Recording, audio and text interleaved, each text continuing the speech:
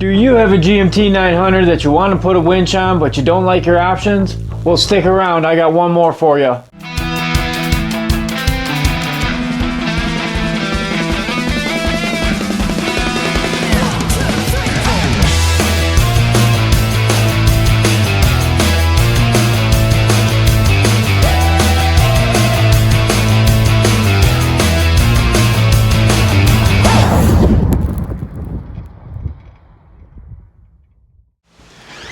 What is going on, guys, and welcome back to Goin Rogue. I'm Ryan, and today we are back in the garage. And if you do or you don't know, one of my goals with this channel is to see as many of these GMT 900s out running the trails safe and confidently as I can. And so I wanted to cover something today that I've been getting a lot of questions about, and that is my winch mount, or hidden winch mount rather. And just what I did, why I did it, and how you can make something just like it or the same one at home with no extra steel using basic metalworking tools for just about 50 bucks.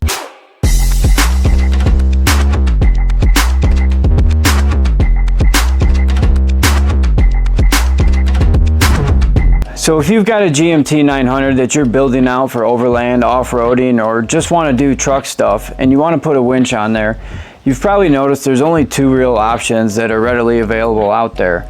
And that's either a big steel winch bumper that you can get from several different companies make them for these, or you can get a hidden winch mount from Rough Country that works with the factory bumper. If you get the winch mount bumper, they add a lot of protection, but they also add a lot of weight. So with my use case and application, you know, with the long travel kit, it just wasn't really, that one was out of the question for me. The Rough Country kit was a lot closer, but it only really moves the winch just behind the front bumper, and it was quite heavy in itself, so I thought I could do better. So the third option is you get yourself a universal winch mount. You can get this, I got this from Hobo Freight, but you can get them from Rural King, Tractor Supply, Amazon. There'll be a link down below in the description too for one. But you can pick one of these up, any one of those places. They're like 50, 60 bucks. And you can cut it up, weld it together, and have something that I think is better because you're going to be using the material in the right places but less of it, and it's going to be tucked as far back towards the front axle as possible and low in the chassis as possible. So it was a win-win-win for me. It has worked great for me. So let me show you what I did there.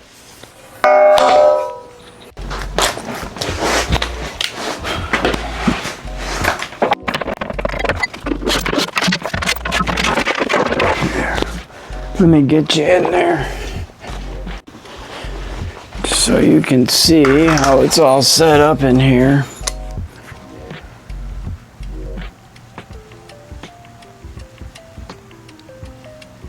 There's a control box with the solenoids. And you can see it's as low on the frame as possible. And it's through bolted through here on the side, on both sides.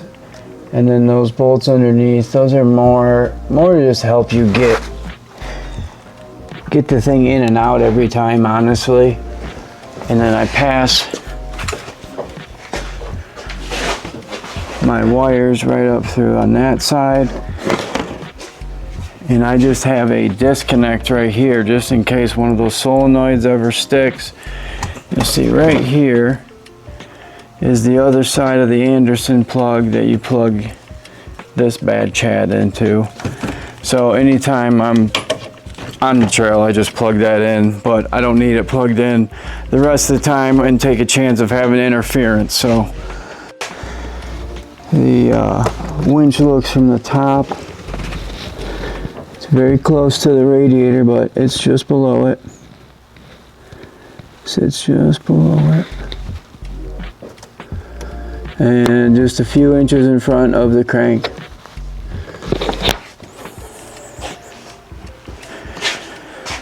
So now I'll pull it down for you guys so you can see how I actually built the actual mount.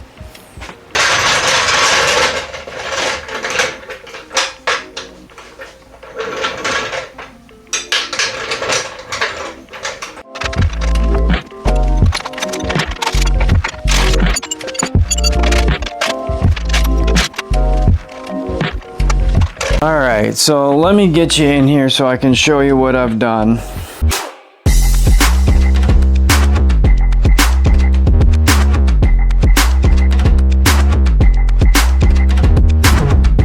So I set the old, my winch plate with the next to the new one, so you can kind of see a comparison of what I did here. And as you can see, I cut this plate about right at those two holes right there, and I took the cut off and I flipped it on its edge and then welded this all together like that as one big box. And then as you can see, drilled some holes in the sides where that's through bolted through the frame on both sides. And so like I said, using minimal material, but I think this is pretty darn strong. Of course, when I built this, I was using what I had. I didn't have any extra steel, and all I had was that Lincoln stick welder. And I put this together, and it's worked for me so far. Of course, you could, make it better if you just left this longer right here and made this whole thing kind of slip over the frame. That would probably be better. If you want to do that too, go ahead and improve it if you will. This video is just so you can get the concept and get the idea, and you can build something yourself. So now I'll show you where it kind of goes in here. This is where it fits inside the frame. I didn't really have to move a whole lot to get it to fit. I think all I had to do was clip this. There's like a little bit of extra plastic I had to take off here. I made those transmission lines after the winch was already in, but I do believe you got to kind of bend them around. Even the factory ones will work though. And other than that, I don't think there was a whole lot of messing with stuff to get it to slip into here. I will say I do have my I think they're for the snowplow hooks. It should work even if you want to leave yours on, but I already had mine off.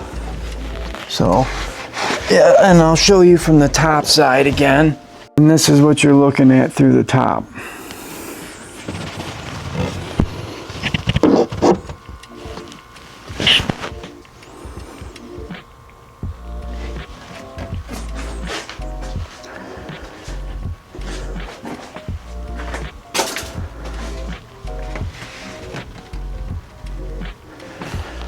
So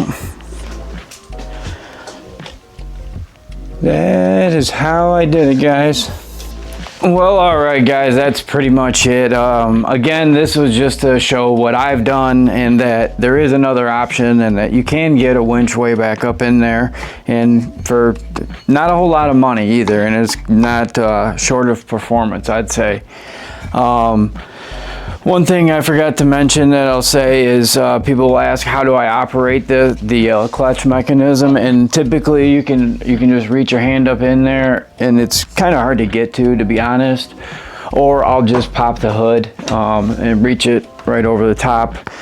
It's not like I have a rock bouncer and constantly using it, so the few times that I do need to access it, it's really not the end of the world. Although I would like to maybe take some, I was thinking like using universal sockets and making a linkage to the top with like a push-pull type deal, but I haven't gotten that far. So, and then one more caveat to doing it like this, as you can see, I've got like a hybrid bumper. I'm using the stock part of the stock bumper and my own skid plate down here.